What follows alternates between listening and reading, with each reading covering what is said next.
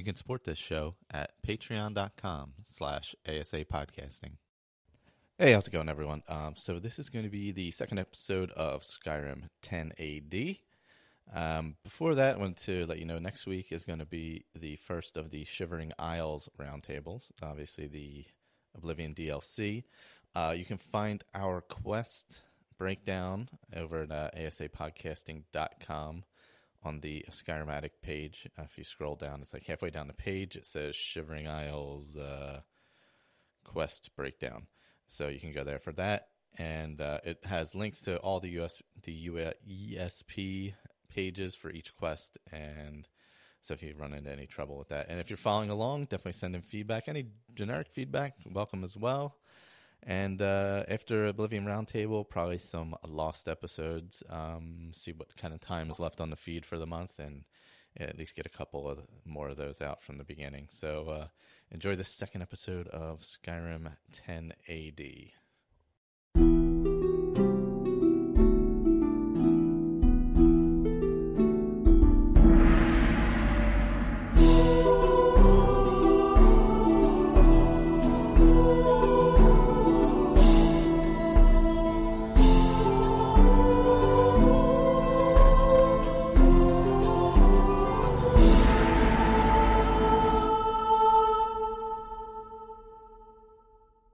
The morning comes.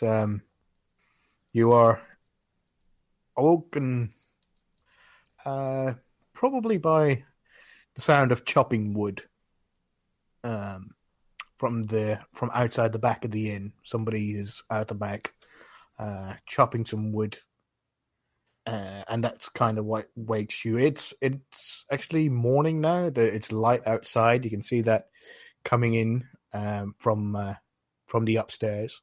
It's coming down through the doors and underneath the doorways. So you all wake up fresh, and any spells that you used or any like special things that you've used all come back to you. So you have all your spells and you have all your hit points if you lost any. Just a question of reference. If I had used one of my 4 magic spells in my 2 slots yesterday with the wolf around the fire pit, or last night going into the inn, I would now have the use of those back again. Yes. Okay. After you finish a long rest. Great. I'll just clarifying. Thank you. So, morning comes to everybody sort of like slowly makes their way back upstairs. The sound of chopping wood has stopped, and you come back up to the top part of the inn, or coming up to talk to anybody else before we... Yeah, so Quiet comes into the back into the inn after hours of meditating outside. He was using the litter box. That's uncalled for. Bosmer humor. So I would have woken at early and done prayers, and as soon as I hear any signs of work, the chopping, I'll go out and is it Alpi doing the chopping wood, or does he have somebody working for him? No, it's Alpi. He's at the back. You get the feeling that pretty much Alpi does everything on his own. This is his dream, and although he says it's no more hard work, it's no more hard work done the wrong way. He wants to do everything himself, so he knows it's done exactly right, and nobody's interfering with him. So that's all he has to do that one day. So he goes out, chops wood, piles it where it's supposed to be piled, how it's supposed to be piled, and he just comes back in. It's only a few blocks just to get him through the rest of the day, and then he sort of like gets back, and he's again leaning in his usual spot that you saw him when you first entered, and he has the leather-bound journal, and he's sort of like writing with it with a proper quill. It's not charcoal or anything like that. He's got a proper quill, and he's writing in it. So when I see him, you get woken up by the sound of him chopping wood. Yeah. So I when I do that, I look out the window, and Actually, no. Actually, I go out and I get dressed, not in armor, but just in tunic or whatever. Go out. Yeah, you'll have a tunic underneath your armor. Yeah, Yeah. So I just go wish him good morning, and I kind of do. Can I tell that he's very particular? Because what I was actually going to do is I was going to go out and offer to help with chopping the wood. But if I get can I tell he's really meticulous and precise? In which case, I wouldn't want. Well, no, you can't. I mean, when he puts the wood on the block, he moves it to make sure he's going to hit it in the right place and split it down the middle as close as he possibly can. But it's not that you can tell that he's OCD or anything like that. Yeah. So I don't want to offend a craftsman, but Alpi, good morrow. Is there any way that I can help you with your morning chores? I ain't gonna pay you nothing.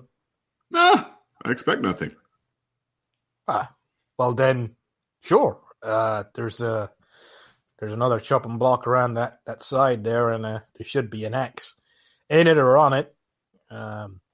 But whatever you do chop, put in that pile over there. Okay. And you see he has two piles of wood. There's one that all the chunks that are in this pile, they're kind of not even and misshapen.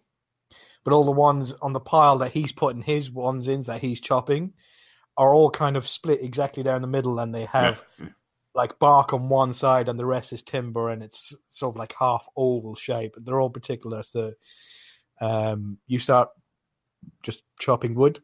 Yeah, no, I chop wood for as long as he chops wood, and maybe not at his level. I would probably be somewhere in the middle in terms of proficiency. No particular proficiency, but probably after 13 years of monastery work, probably a little better at it than whoever did this other pile.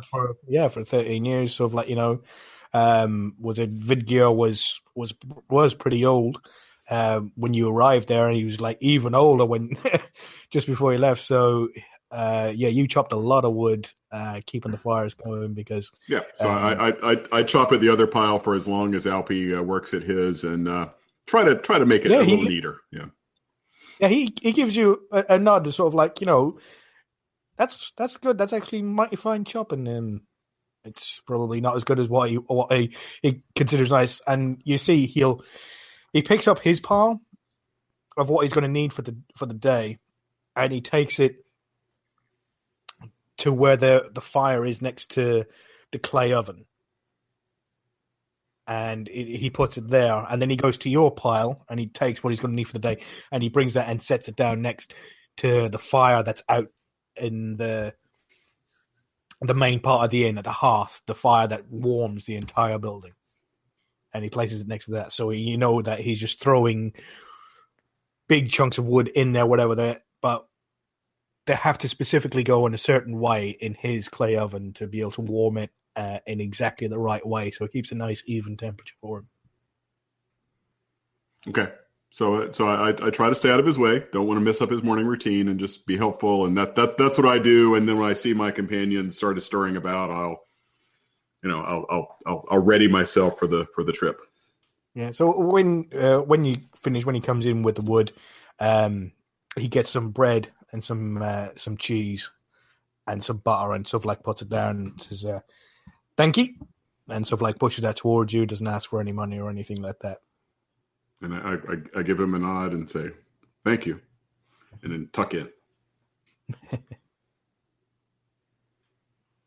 And on his way back into the inn, when nobody was looking, Kwai walks up to a piece of wood and strikes it with his claw tips, and it breaks into 5 even pieces. So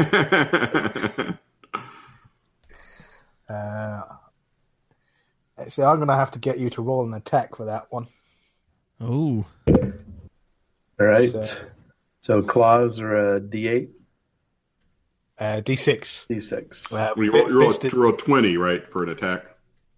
Yeah, he's got to roll a 20. So we're not rolling damage. We're rolling whether you hit in exactly the right way to be able to get it to split in the exact right.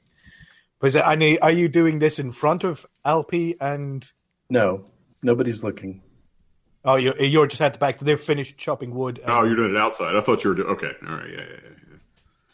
I don't want anybody to see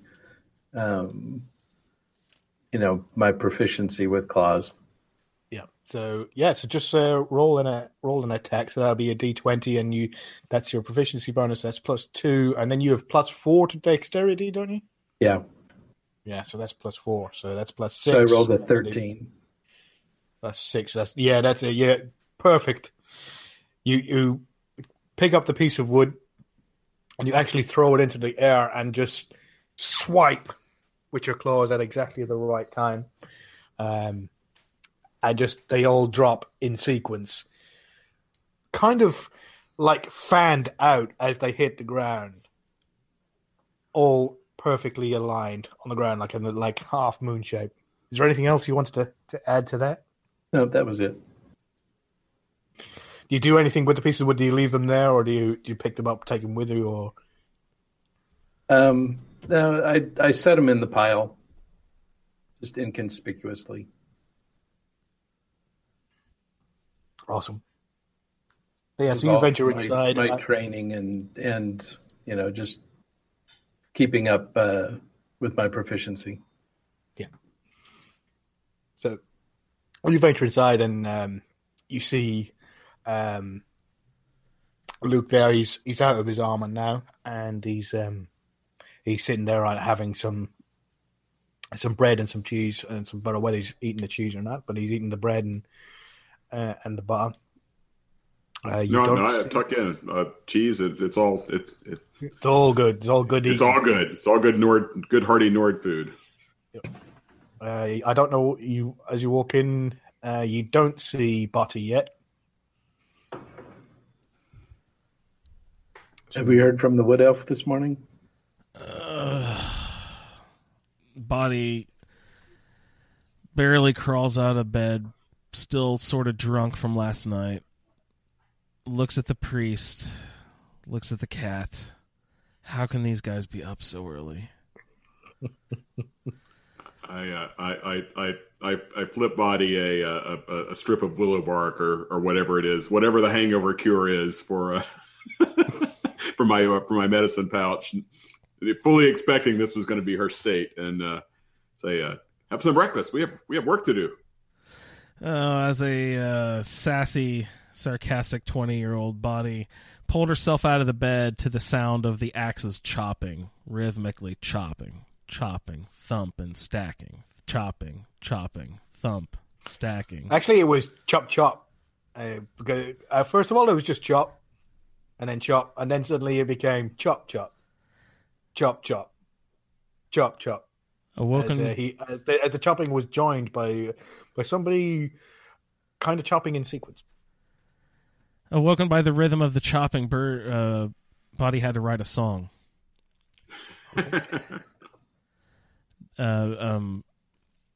Noting every morning, Body tries to hone the bard skill by noting the previous day's activities. To write the adventure of meeting our cat friend up a tree by a wolf and our ale pie host at the inn. Body has to scratch down a song quickly to the rhythm of the chopping. Nice. Good morning, everyone. Morning, friend elf. I've written a song for us all, hopefully to provide us a little bit of memory of yesterday's actions and our intentions for the future, and to provide us a little inspiration, hopefully. Hopefully you hear it well, friends. And I play the song. Roll a performance check. Be +5. Of a 20, 18, 2, 3, 4, 5, 23. Nice. So to think that she just came up with it that morning, it's not the poetic Edda. It's not this epic, long-lasting thing. It's kind of a ditty, but it's definitely catchy, and it definitely puts you in a better mood than you were, even though you woke up to freshly chopped wood and the smell of baked bread and cheese and stuff like, you'd was it quite Jai Kwai Chung? Sorry, Ray. Enjoying sort of like, watching the sunrise. And you walk in, and then this sort of like just puts the perfect capper on your morning, just to, it's as if you've had a hazelnut latte. It's just made you perfectly awake. Oh, wonderful. My mood has improved. Finest work song, young lady. You will have noticed that you are the only 3 patrons of the inn now. I was about to say, one thing that Body would have noticed is, what happened to the guy last night? Oh, yeah. He left. He doesn't live here, so yeah, that's what they do when they don't live here. They leave On his own unless accord. they're paying customers. And he kind of gives you a look, but yeah, I'm just joshing with you. I'm kind of taking it this guy was dragged out. What do you think, Luke? I don't know. I might have lost track of him. Once I confirmed he was A, not friendly, and B, not in any danger, I sort of wrote him off a bit. That's true. Maybe we'll see him again another time. I didn't notice him when we were going to bed. Was he still there? Yeah, he was still there when you went to bed. Okay. Still passed out. Are you talking to Alpi? Yes, Alpi. Yeah, he sauntered off for about 1 a.m. And he didn't stay the night, and he managed to make it. I didn't think that guy was going to wake up at Yeah, all. he shows up sort of like in the morning usually, and then stays, gets drunk real fast, and then just collapses down. I don't think he's right, but you best not to touch him or move him or try to wake him because, well, you see that, and he sort of like shows you his finger, and there's like a scar going across the tops of his fingers. Oh, gross. He shows you the scar. He goes, yeah. He goes, I nearly got one like that the other day from him across the face. But I was too fast for him. Why do you let him come back? Because he's a paying customer.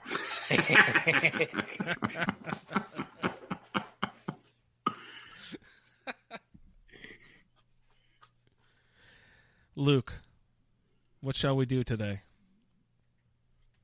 I thought we were taking your trip to Haldir's Cairn. I'm on edge to get there, but I didn't want to necessarily jump the gun if we didn't have to. Are we ready? Kat, or do you still agree to come with us? Indeed. Shop- I do have to ask, are you Shopkeep? seriously happy with him calling you Cat? Is Cat Or are the you priest? keeping it to yourself? We're still skeptical. Impetuous female wood elves. What do you expect? I have the patience to Yeah, true. Yeah. endure days sitting on top of a rock. An impetuous elf is not going to ruffle my fur.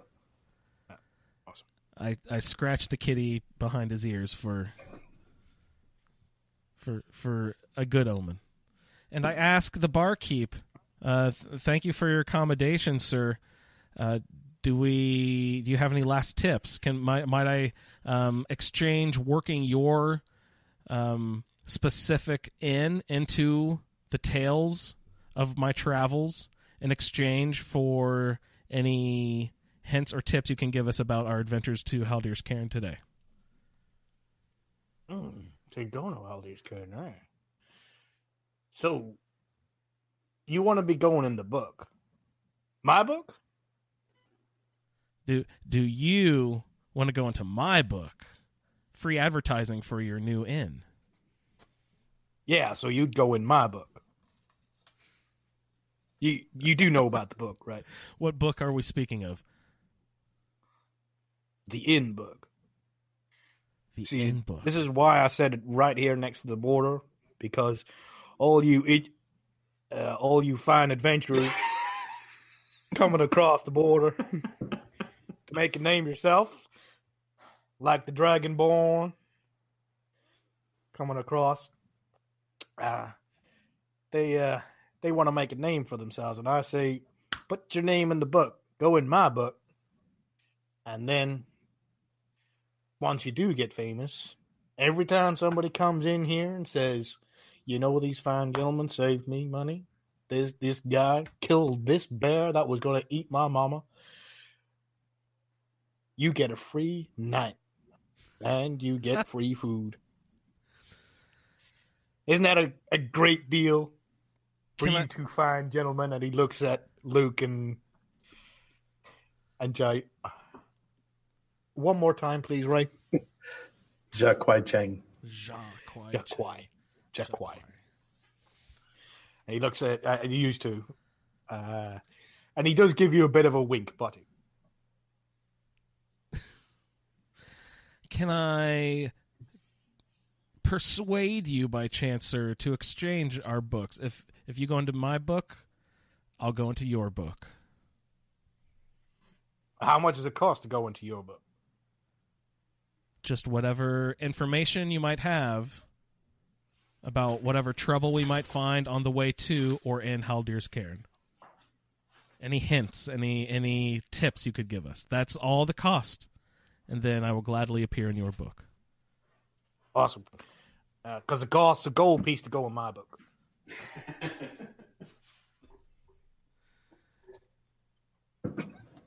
I will pay a gold piece if you can give us some good information, and then we will be in each other's books. I will give a gold piece. Done. And he slaps down on the table and he goes, well, anytime you walk past something that has a fierce smell of death, you don't go in it. That's my advice. Anything else you need to know?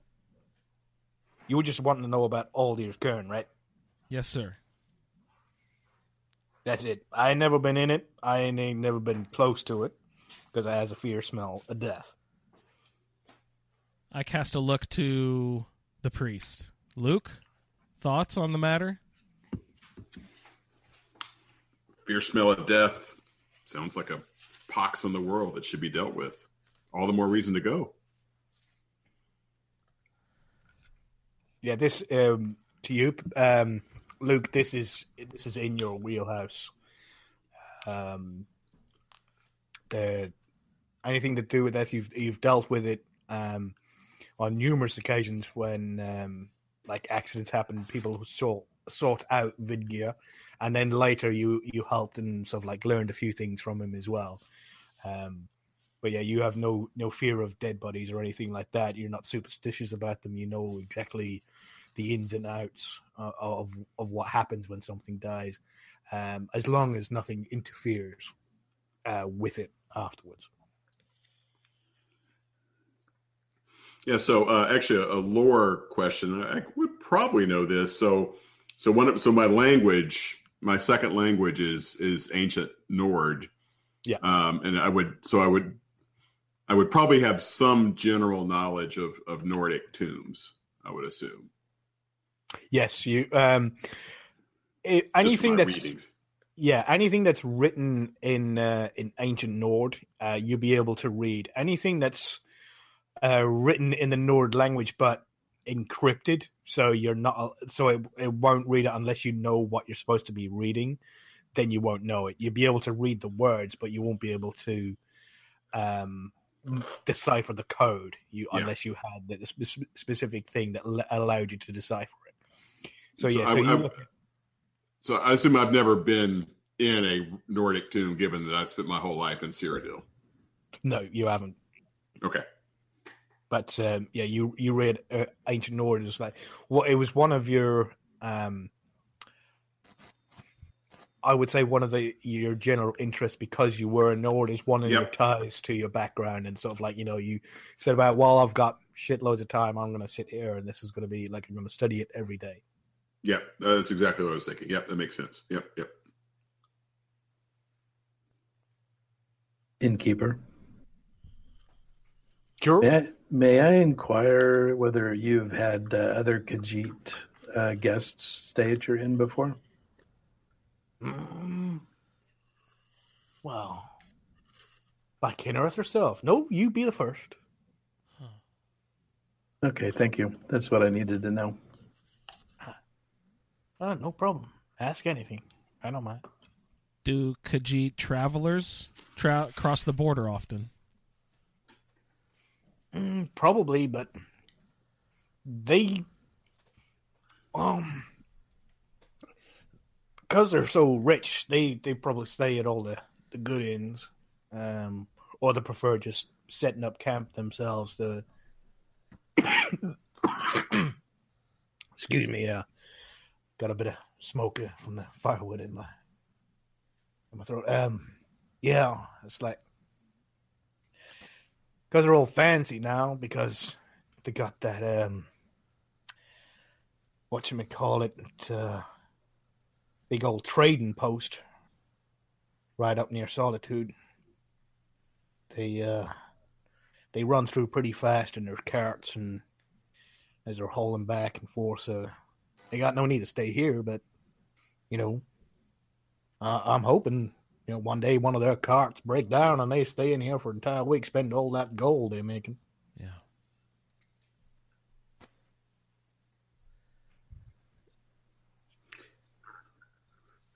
And so as this conversation is going on, I finish up my breakfast and go down to my room and start putting my pack and getting my armor ready, ready to go.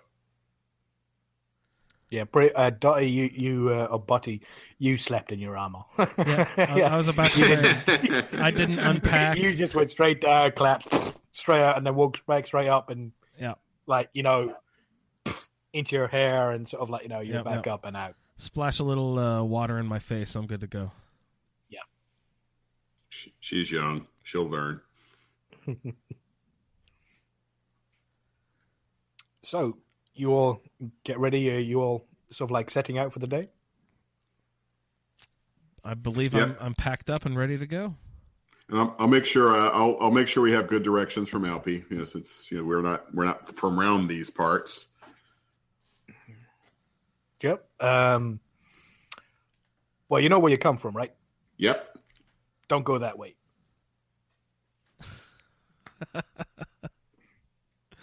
There's only one road. We'll continue up the road. And the cairn is within sight of the road? Yeah. That's it. He doesn't share anything else. Not unless you ask him something specific. No. I meant a few words. He should be allowed to have them. So, you all get your packs, sort of put them on. They're pretty light. I mean, you haven't got a lot of stuff with you. You just got your bed rolls in case, and a few tinder boxes and rations and stuff. And you all exit from the inn, and it's a nice clear morning. There's only a slight misting. If you look out to your left, past the tree line, a little bit low-lying, like a pond or two, and you see some mist just hovering just above that.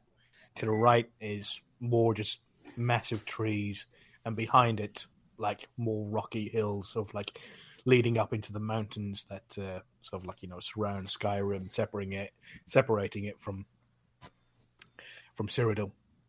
And obviously you look to your right, that's where you came from across the border, and you look to the left and you head down the road, and you probably travel maybe just a little over an hour along the road, and nothing much happens. You are just walking along casually. Is there anything you wanted to accomplish on the walk, or anything you wanted to talk about along the walk as you're walking down towards the cairn? I'll ask. Wait. Let me see if I get it right. Jacques. I'll ask Jacques. Jacques. So, where was your brother last heard of? I'm not sure. I just knew that he has gone to Skyrim, and we have not heard anything back from him. Mm. Tis a large place to be lost. So it would seem. Have you been other places? And not stop it, just sort of as we're walking. Have you been other places in Skyrim and had no luck, or is this the first place you've tried? No, this is my first entry into Skyrim. We have good fortune in your search. Thank you. So yes, you carry on walking down the road, and as I say, just a little over an hour, and then you see it. There's a couple of, and it's quite easy to notice. Although the entrance is just a cave, there is, stone statues that stand tall either side, depicting dragons' heads in a very Nordic style. And there's as you enter it, get closer to the edge, and you look closer at the edge of the cave. There's a couple of mushrooms, and there's actually an urn or two smashed out to the side, just to the side of the entrance of the cave. I see. I'd like to take a look in some of those urns. Yeah, sorry. Luke, do you want to make a perception check? Okay. Oh, pretty good. Let's see. Perception is plus wisdom or intelligence? Yes. Wisdom, 21. Oh, yeah. So, yeah, you see nothing around. There's nothing sort of like living. You don't see any animals or any signs of wildlife here, but there is kind of fresh footprints that kind of go towards the cave. There's like maybe 3 or 4 sets of footprints that are actually in the area that you are, but there's only 1 or maybe 2, you're not too sure, that go all the way into the cave. Do I? So I motioned to the other 2 to stop, and I sort of quietly describe, not with hand. I point with, I make hand gestures, but then also make it clear what I've seen is that something happened apparently. So can we see where it sort of goes from 3 or 4 sets to 1 or 2 sets? Is there any kind of scuffle or anything that sort of? I don't have ranger skills. No, there's no scuffle. Literally, it looks exactly what it looks like. There's 3 or maybe 4 sets of footprints that came off the road and are pretty much standing where you are on the side of the road, sort of like in the muddy area, and then 1 or 2 sets of footprints into the cave. But the other ones are staying on the road and sort of like, there's sort of like, just hold there for a second, and it looks like they arrived and then left. And these are human shoe footprints, not animal, but human footprints. Yes, yeah. Okay. Human footprints or humanoid footprints, yeah. Okay. And do we see any footprints coming out of the cave? No. Do we smell anything? Well, yeah, it's as Alpi said, it kind of has this sort of like, smell of sort of like old and rot. It's kind of coming from it, and maybe some animal smells, maybe. But yeah, definitely old and sort of like kind of a bit of a rot coming, sort of like wafting out of the cave. I'm familiar with animal smells, and I can tell that there's an animal that I'm not familiar with that I've never seen before that I can smell.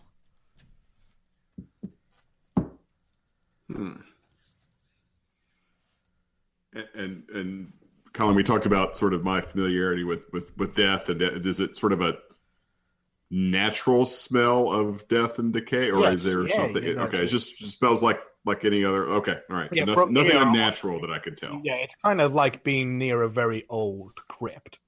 Okay. It's not like you're getting a fresh smell of death. It's like being near a very old, an old crypt, sort of like of a very decomposed body. Kinneret's blessing. With Kinneret's blessing, I fear no dead. Shall we enter? Can I take a look in the urns and stuff? You said there were some urns out front. Can I peek in those real quick?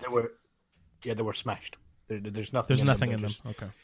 Yeah, so like they're like half, 3/4 of an urn, and the tops are smashed off them. And I'll turn to the cat and ask. I'll turn to the Nord and ask if he to tell me anything he knows about the dragon sculptures on either side of the door. Yeah, I'll look and do if there's a check appropriate, history, or I guess if there's anything I'll look at them and see if there's anything I recognize. No, it's just it's exactly what it looks like. It's a very rudimentary sculpture of a dragon's head. Great. It's no significance or anything like that to it. There's no writing on it or anything like that. It's just sort of whatever was living here when it was built was in reverence to the dragon. I make note of it in my Dragonborn journal. But yeah, buddy, this is fodder for your next song. I make note of it. Let's continue. Kat, are you with us still? I am with you. So what's the marching order here? Who's heading in first? Both of you are quieter than I. Perhaps one of you should lead the way.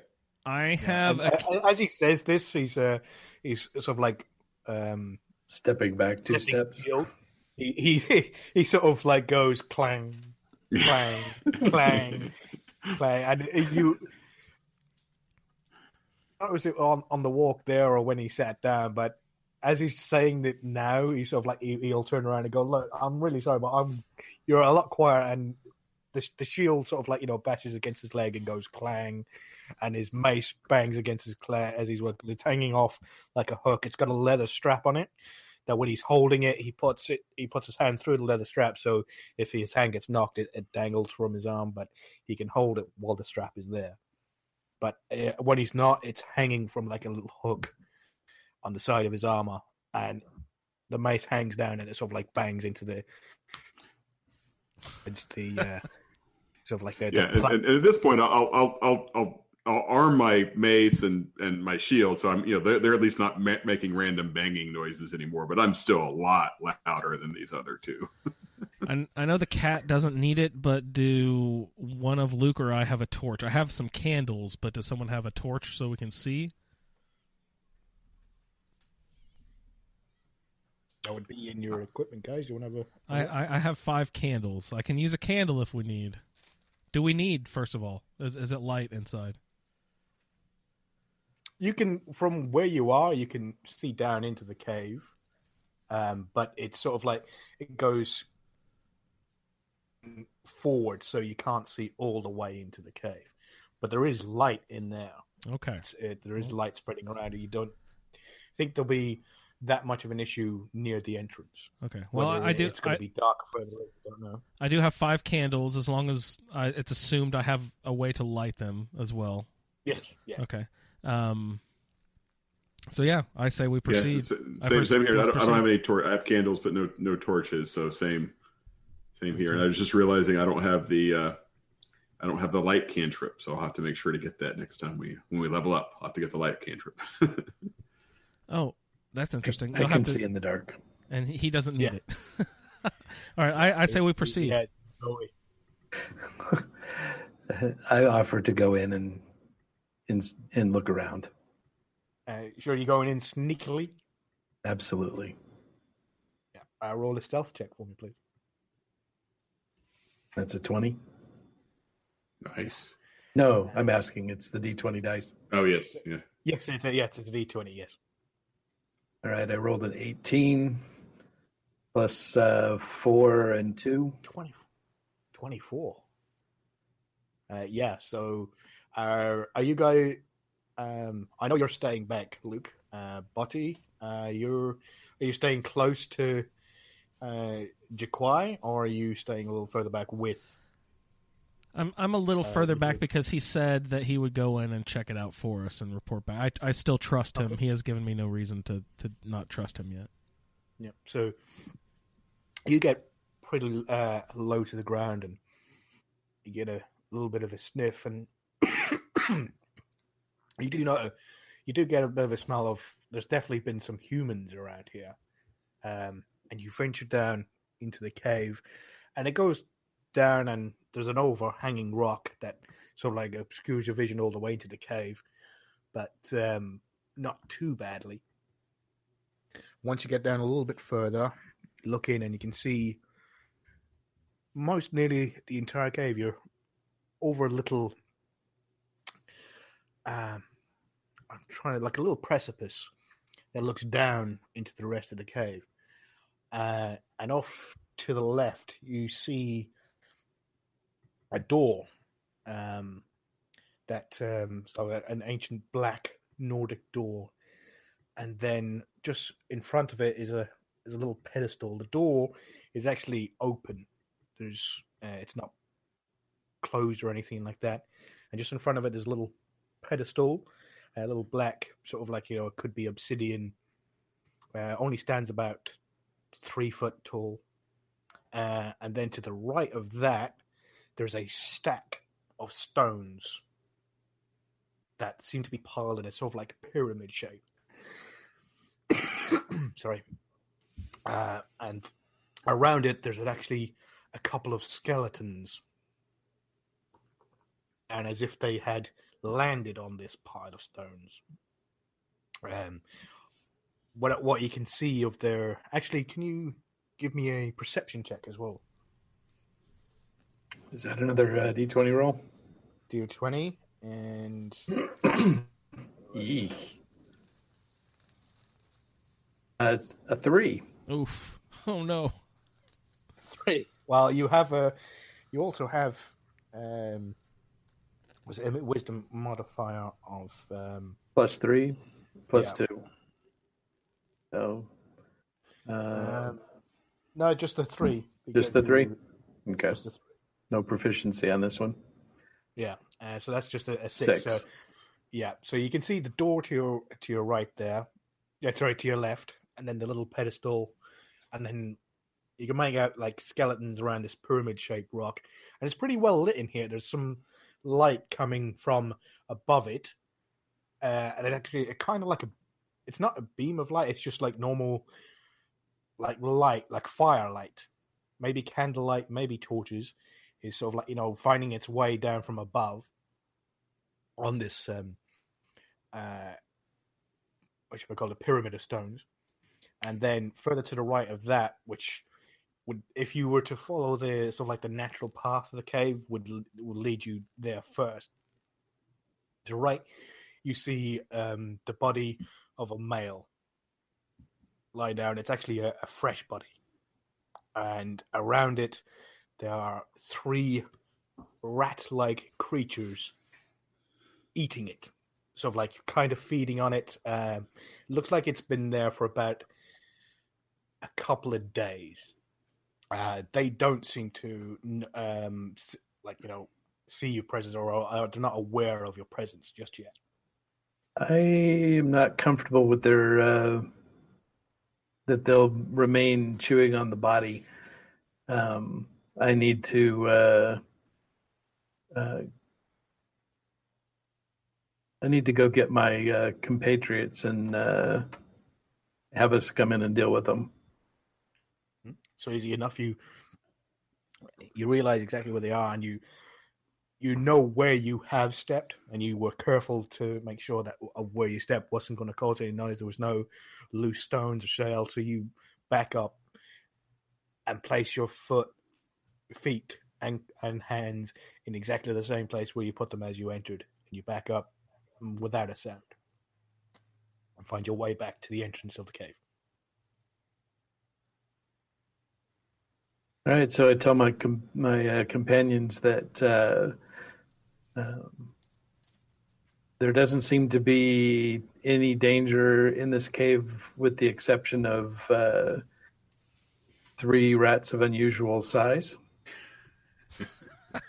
And so, we can all 3 go in and take care of those, and before we proceed. Luke, do you want to make a history check? Okay.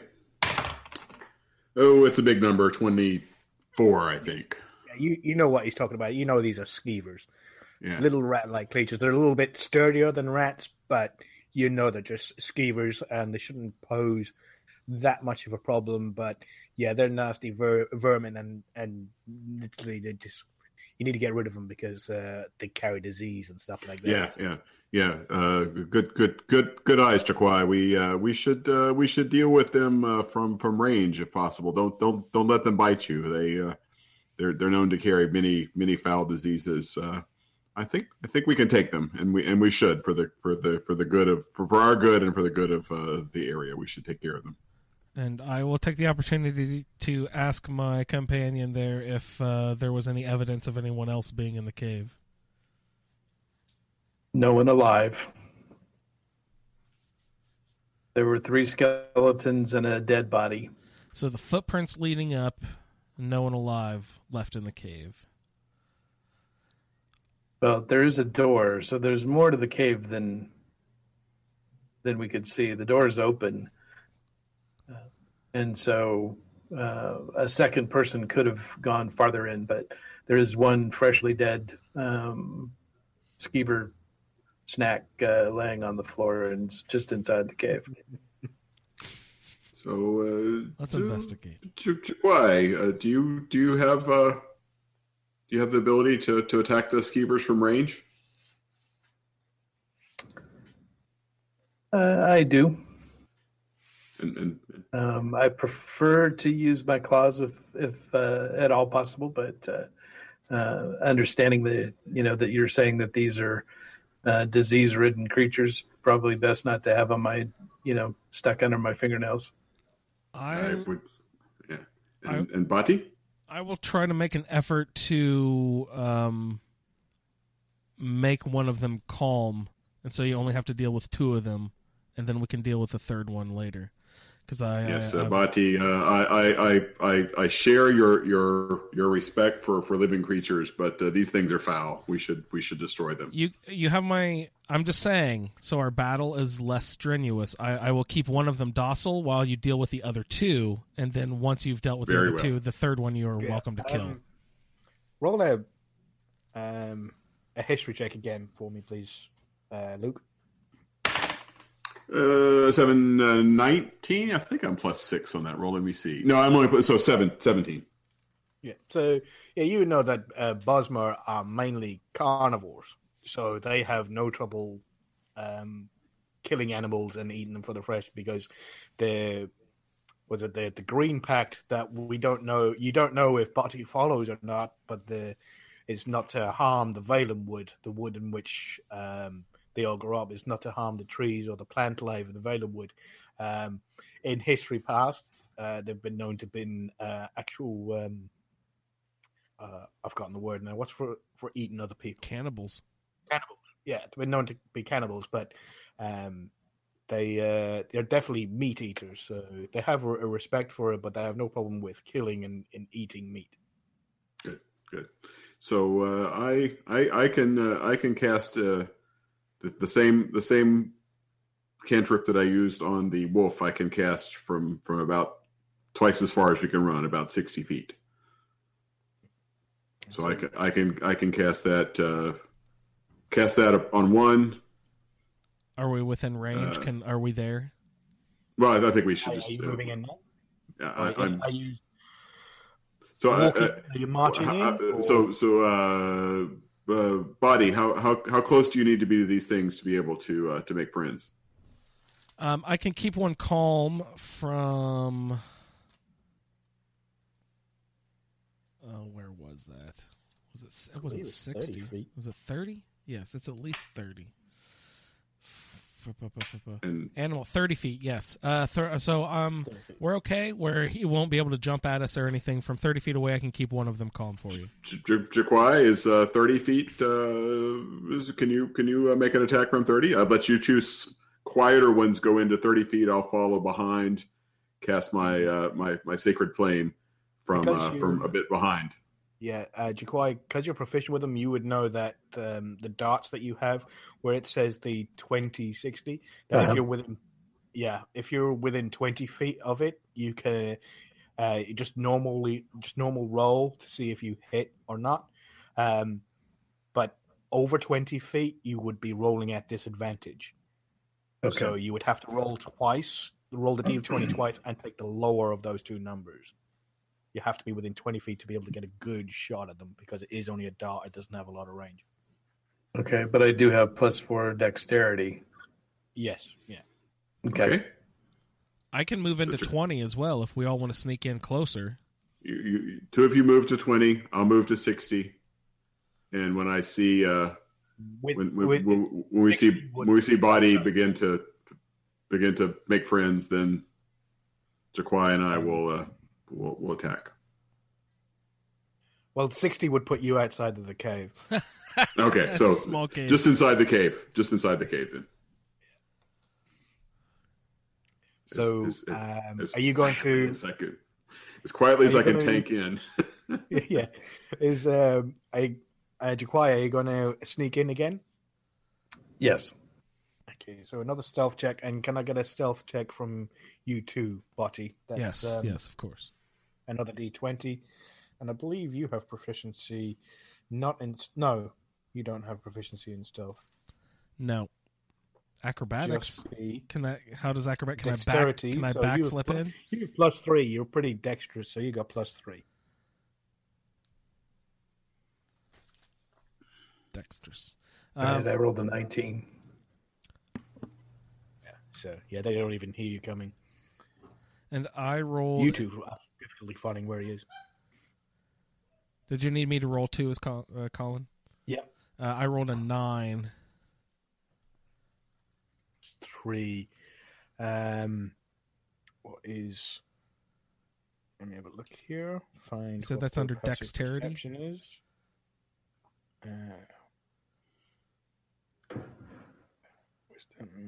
So you're at a 12, Andrew. So he's got to see what they're. Yeah. So actually, you're fine. So you two, with Jaquai taking the lead, and you following in behind him, trying to place your footsteps where his are.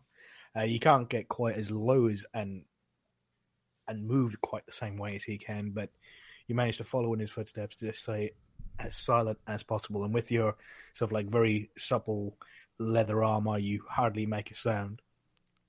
And you manage to sneak in. And as he described, just to the right of the cave, you see a body there, and it's got 3 rat-like creatures, pretty gnarled, kind of like a grey, patchy fur, kind of gnawing on them. So, and you're staying where you are, Luke? No, I'm gonna give them time to a few seconds to make their stealthy approach, and then I'll, as quietly as I can, step into the cave within 60. As soon as I can see the skeevers, as soon as I get within sight of the skeevers, I'll pause, because if it's less than 60 feet, I can do the flame strike. Pretty simple. They are not aware of Jaquai's or Botty's approach. So do you guys, even within 20 feet, so do you guys want to make your attack? I will say that because they're not aware of you there, this is a surprise attack. So You don't have to roll initiative, just attack. So who's going first?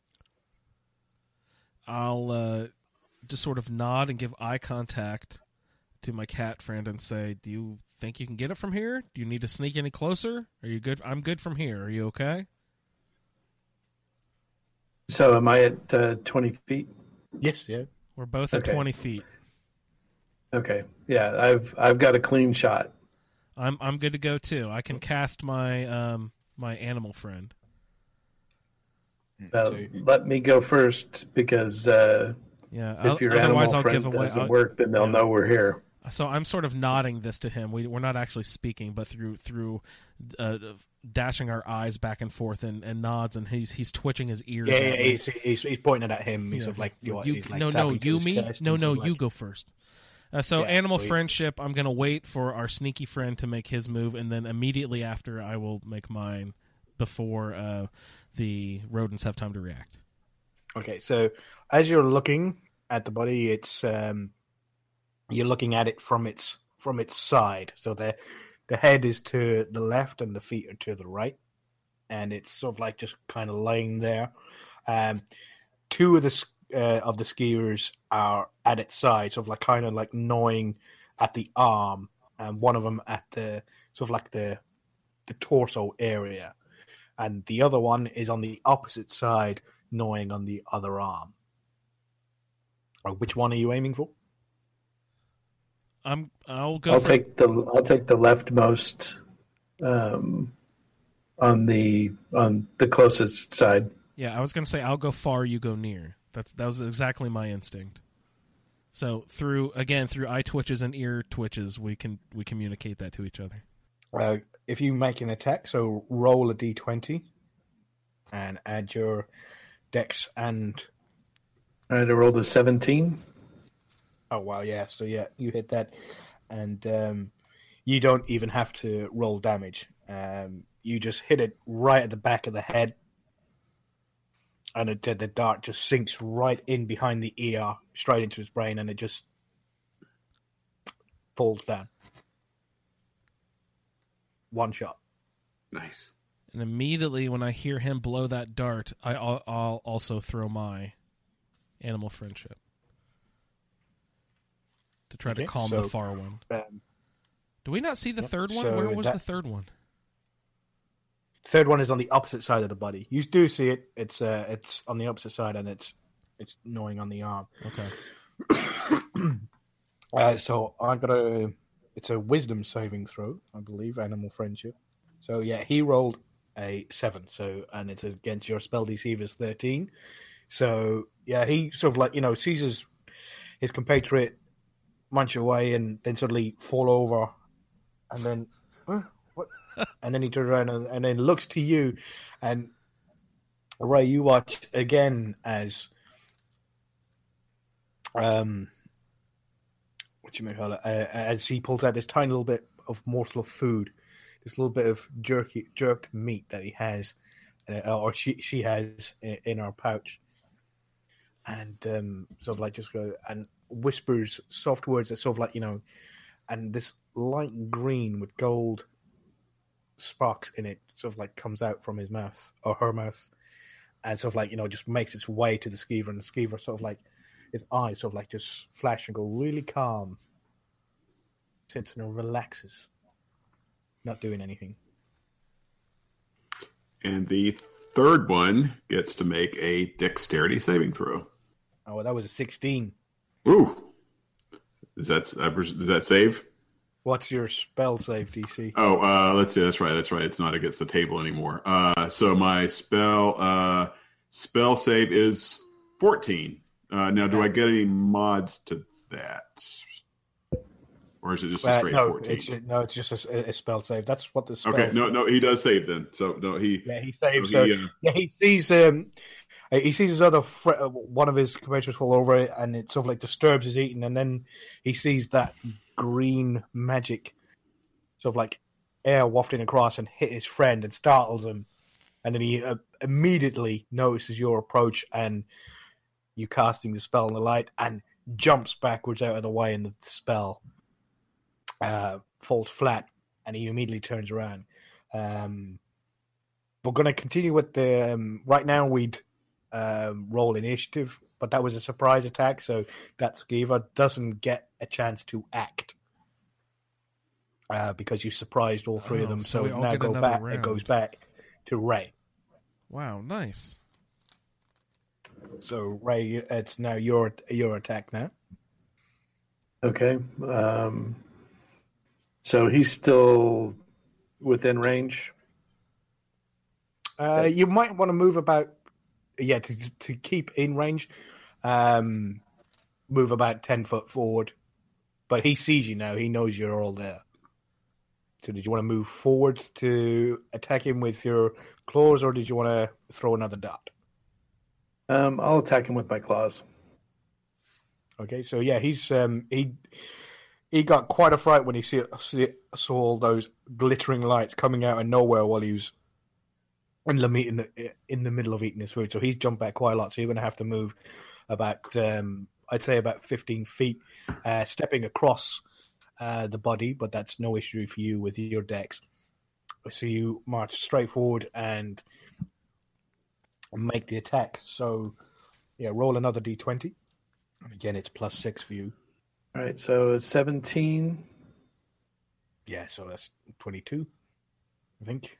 You definitely hit, and again, it's just a one shot. You just slice right through. Or did you want to describe the kill? No, it's just straightforward. Just a slash from my claws. Yeah, you watch as Luke and Botti, you kind of watch as you see this very nimble little skeever sort of like hop right out of the light. I mean, this is the light that you called from nothing, and it's sort of like to come down and bask in an area, and he managed to hop out of it.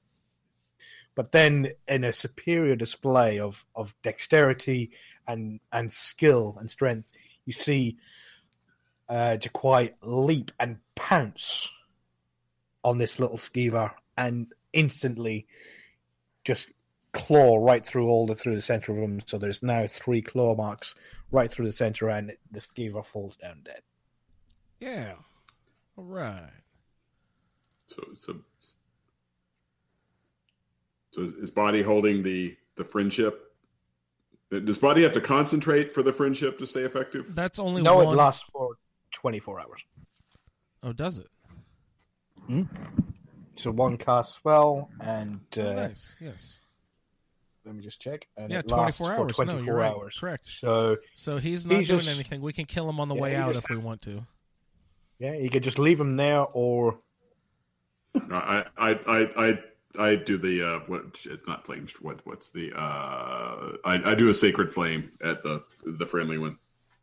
okay. So again, Dex that's another save. dex save. I get 14.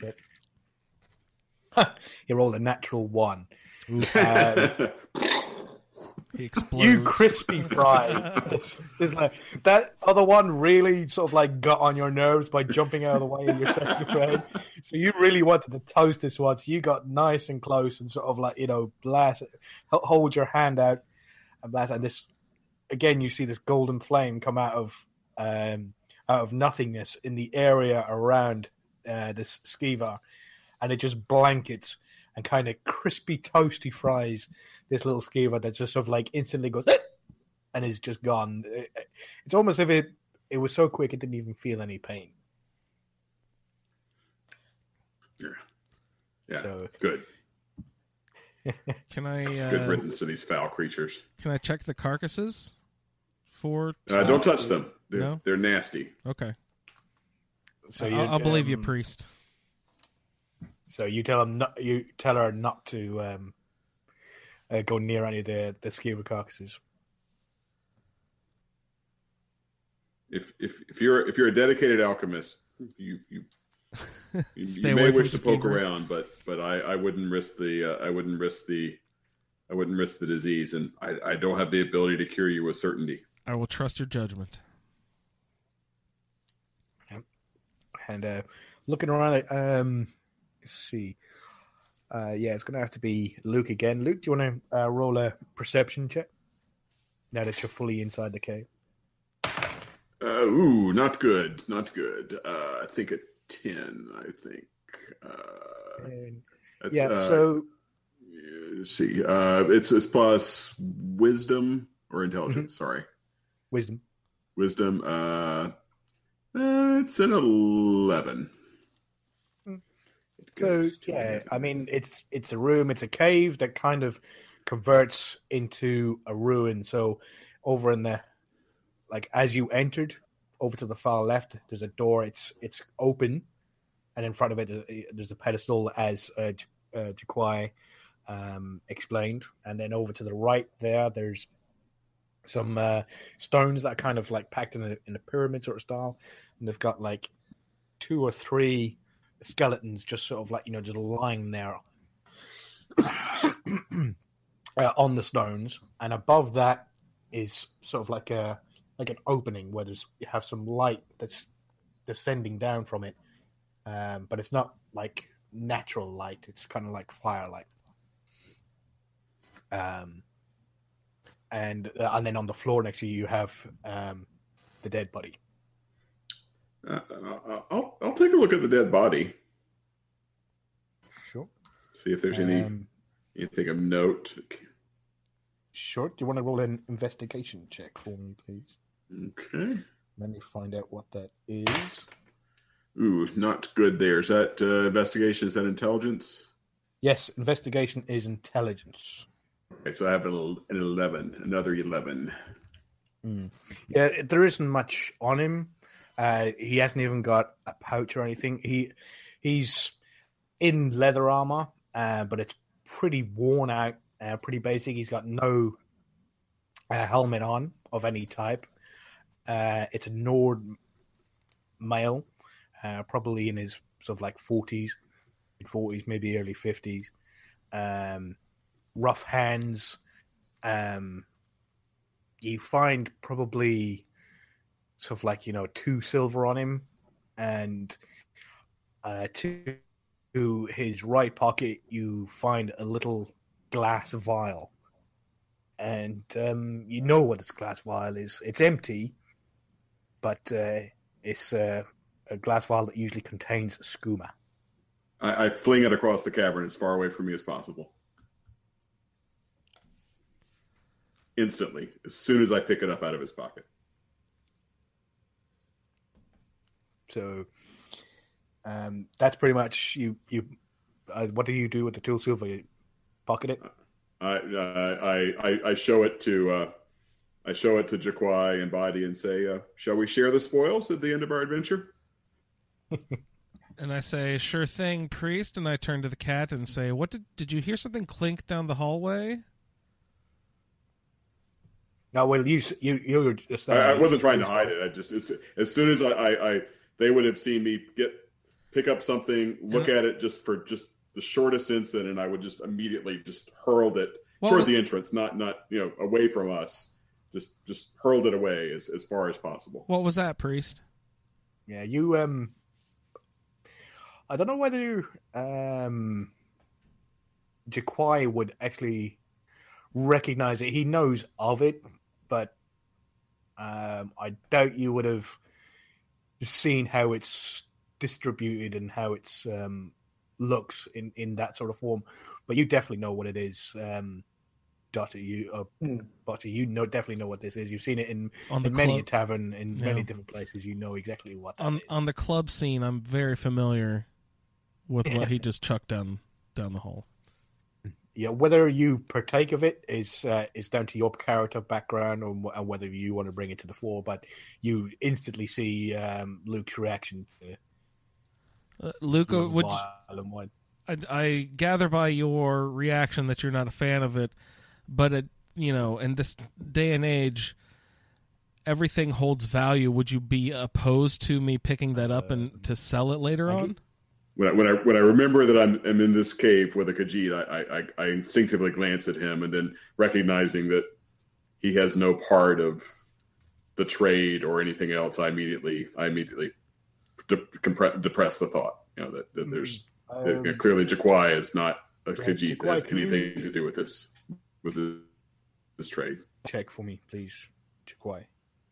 D20. D20 and add your wisdom modifier. And I believe That's you have. I got a 20. Whoa! Oh, yeah. And So a plus 3. After throwing the vial, Luke gave you the dirtiest of looks, just for an instant.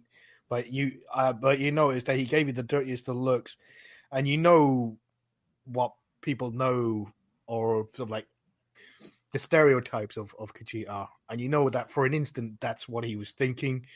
But then because you rolled a nat 20, you know that he hated himself for even thinking it immediately after he thought it. It was kind of a reaction thought that he instantly had it, and then he instantly regretted it and hated himself for it. And you saw all of this in the blink of an eye. Are you back, Butty? Botty's here. Butty's here. Yeah. So Andrew, you were asking me something, or I think you were going to say something to Luke as we lost you. Oh, I don't recall. It was so we just sort of dealt with a little the skooma vibe. So I show both of you the 2 silver pieces that that was the, and then what Bati was about to ask. In this day and age, it's hard pressed, hard times. People need cash, especially young musicians and everything. And I know it's frowned upon in your line of work, but in mine, I am in a position where I can keep a low profile and go from end to end. I know you don't condone usage of the material you just tossed aside, but would you mind me slinging a little bit on the side for a little side cash for a bard in need of some money? If you wish to end our companionship, please, by all means. I will not sacrifice the defense of my Henter side. So I will let it lay. Let it lie. And Colin, you said that vial was empty, correct? Yes. Okay, so I don't say that. I don't know if the other 2 would have noticed that. I don't say that, but I would have done something different if it had been full. Mm-hmm. So, I don't say. You can decide if the other 2 noticed that it was empty or not, but I don't say anything about it. Well, do either you 2 go and inspect the bottle? He has made his intentions clear, and I would prefer not to stress our relationship. And I could tell by the sound of the glass breaking that it was empty. So, and so the 2 silver that we got off I put that in a pocket or a separate pouch or something, so it's clearly in a distinct pouch from my own. Yeah, you put money pouch in your components pouch where you keep. Yeah. So I put it somewhere distinct from my own personal stash of coin to be very separated. Yeah, so you can use that to sort of like buy your first round for each other afterwards. Yeah. So tempers flared kind of instantly, and then sort of like then got dissipated, and then there's regret, and then you realize that you're kind of in a cave that nobody's been in probably in years, maybe even since the Dragonborn himself has been in here. So apart from your friend here lying on the floor. So you suddenly come back to realizing your surroundings. What do you do? I make some sort of whatever the appropriate sort of gesture of Kinnereth over a dead body, a dab of holy water or a sign or whatever, and then I get up from the body and I guess I would walk towards the. You said there was like a little a pillar or something, right? In here. In this room. On the farthest part of the cave, and then to the left. So you sort of like walked through the entrance and then came down, and you're on the right hand side of this cave. Over to the farthest left is a door, and just in front of it, probably about 5 foot in front of it, no, probably 10 foot in front of it, is like an obsidian pillar that sort of like just stands about 3 foot tall. And then to the right of that is sort of like a stack of stones, sort of like just normal sort of like rocks and that, but they're in a sort of like a pyramid sort of like shape. And there's a cairn, perhaps. Yeah, and there's a whatchamacallit, a set of 3 skeletons that are sort of like, just like splayed out on it. Do you get closer? I investigate. So the skeletons, are they leaning against the cairn or against the obelisk or pillar, rather? No, they're like lying flat down on all these rocks. So they're not underneath it. They're not leaning against it. Yeah. There's bits of bone. It's not like they're not whole skeletons. So yeah. Oh, okay. So okay. I glance at them and don't do a deep. I just sort of glance at them and see if there's anything sort of immediately obviously unusual, but I don't paw at them or do anything in particular other than just an initial sort of glance. Yeah, you see, and you notice that you've got some light to be able to see them. So you see the natural light coming down from above, and not the natural light, the sort of like the firelight that's coming down from this opening in the ceiling. That's sort of like making it more easier to see them. So you have a look around, and it's got old tattered armor that's sort of like half decomposed that are around the bodies, but there's no movement there. There's no nothing. So okay, and I make sort of a generic sort of similar blessing of the dead, whatever would be the appropriate sort of rite, sort of just generally at the skeletons, and then that's all I do. I don't want to monopolize this if Body or Jaquai have anything they want to do.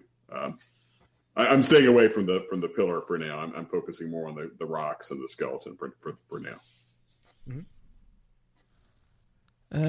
Anything you two guys want to do? Is there any way to use my acrobatics to search for this weird source of light that you keep mentioning? You keep mentioning it's not natural light, but there's a fire source leading me to believe that there might be something hidden somewhere. It's direct. There's a hole in the roof of the cave that's directly above this little stack of rocks, and where the skeletons are. And so there's a flame looks as though these skeletons have come and fallen down through this opening and landed on the rocks. So the cause of death is falling from above, or maybe they were already dead, but the skeletons have fallen from above. Yeah. So that's where the light's coming from. Did you want to go over and have a look? And you said there's a door behind the pillars, behind the pillar and the cairn. Yeah, it's not really a pillar. As I said, well, it is a pillar, but it only stands about 3 foot high. Yeah. So that's probably 3/4 of your height. Probably comes up to about your chest. A wood elf that's I'm jumping to reach the top of that. Let's see. Can't use my acrobatics. There's I would like to take note of any sort of dragonborn stuff in the room. Roll a perception check. Roll a perception check. I'm interested to see if I can find any dragonborn stuff here. Is that a 20? Yes. Yep. And let me see what your stats 8 and perception. What category is that under? Looking no. You just roll a 20 and add. You're not proficient. If you have a proficiency, you'll have more of a bonus. But if you're not proficient, you just add your so that's wisdom. a +2. So roll and then add +2. So my roll of 8 and then 2 is 10. So yeah, there's light coming from the ceiling. That's pretty much that's all I can tell. All you can see. Yeah, you just walk up and sort of you kind of look up, and it's like there's another room right at the top, and there's light up there, and it's sort of spreading down and coming down and adding light to this room so you can see better. But, well, then you don't see anything up there. I turn to my cat friend and I say, I assume that'll be one of our end destinations by going through that door. Is there anything else you want to look for in this room before we start heading through? Do you want to look at this pillar? Do you want to look at this pile of rocks, you guys? Just give me a second. I need to pull this dart out of this skeever's head. Oh, take that back. That is a good question. Do we keep that track of our inventory and such? Like if I eventually pick up a bow, will we have to keep track of individual arrows and such? Yeah, but I won't be a complete dick about it. It'll be just like, okay, maybe putting stuff like, the past 3 episodes and like you might want to go and buy Exodus, and we'll only get worried about that when you start like using spells that require a diamond or something like that. So, okay, cool, thanks. But I will say, with your survival, you could probably Jaquai, you probably make your own darts anyway, so you could probably spend a short rest and make yourself a set of darts anyway. Okay. Same with you, Pat. You don't have to buy holy water. You can just get water and make holy water, and so it's like an endless refill. All right, cool. So, what are you going to do? I'd like I'd like to look at the pillar for anything remarkable. I'm not going to touch it, but just get it, walk around, 4 sides, see what I can see. Any carvings, anything of interest. Carved. Yeah, it is carved. No check really. It's some groovings to give it some style, and then right at the top, it's just flat. Like you put a book on it. Yeah, like you put a book or a piece of paper or something like that on it, but there's nothing there. There's no writing or anything on it. It's just kind of like a pedestal that you could probably put something on and then read, but there's nothing there and there's no markings on it for you to read. Yeah. Maybe the small picture of a dragon's head or something like that on the front, but other than that, there's nothing there. As players know exactly what this looks like because it's straight out of a Skyrim pillar. But so for Luke, this is so he's probably seen stuff like this in pictures in a book, but this is the first time he's actually seen one. Yes. Right. Okay. So I'll actually pay a lot more attention to it than it really probably deserves, just because it's like, yeah, because this is putting his book learning to actual use for the first that like with the skeevers and everything else. So I'll matter of fact, actually, I might even make a get a. In fact, I would probably get a little notepad and do like a little rough charcoal sketch of some of the carvings or something, just to compare to if I ever get back to a library, so I can compare these to things I've seen in books. So I nerd out a little bit, I guess, over the carvings, but don't otherwise don't do anything with it. Yeah, between that and the carvings on the door, there's no writing on the door. It's just it's just well carved, and it's just a well-made Nordic door. There's nothing written on it or anything like that, but you do find it really interesting and sort of like you love it kind of thing. You sort of like this is Nordic history, and sort of like this is my first time seeing it, and sort of like so I'm gonna mark it in here of what it looks like. Maybe do a rubbing or something like that.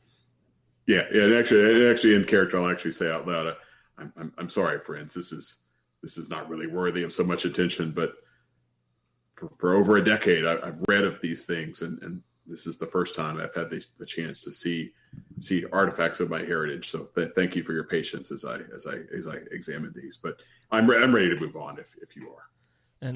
And I will return say, please don't feel self-conscious about that, because I was about to ask if you minded if I whipped out my parchment and charcoal to make a rubbing real quick, because I think this cool pattern would make a really fun cover for my journal. Yeah, please do. All right, sorry, Kat. We're gonna nerd out for a second. All right. Well, while you guys are doing that, I'm going to sneak through this door and head down the hallway. Yeah, go kill some stuff next. Go kill some stuff. We're gonna nerd out for a little bit. Okay, so quiet. Don't go too far. Come back shortly and give us a report.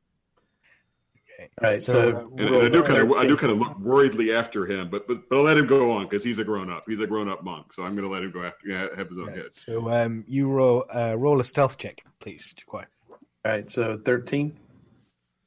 That's what you rolled, and then add Yep. 6, or that's with the 6? No, I rolled a 13, so 19. 19. So you go off. You get to the door and you have a peer around, and you get down nice and low. Have a listen to make sure that you can't hear anything. You step across the threshold of the door, and that's when all three of you hear from the very large room above you, ding, ding, ding, ding, and then you hear a voice. Huh? Oh, I knew I shouldn't have slept. You're here, aren't you? You're finally here. That's coming from above us? That's coming from above you. You can hear it through the opening where the light is coming from the room of the firelight above you.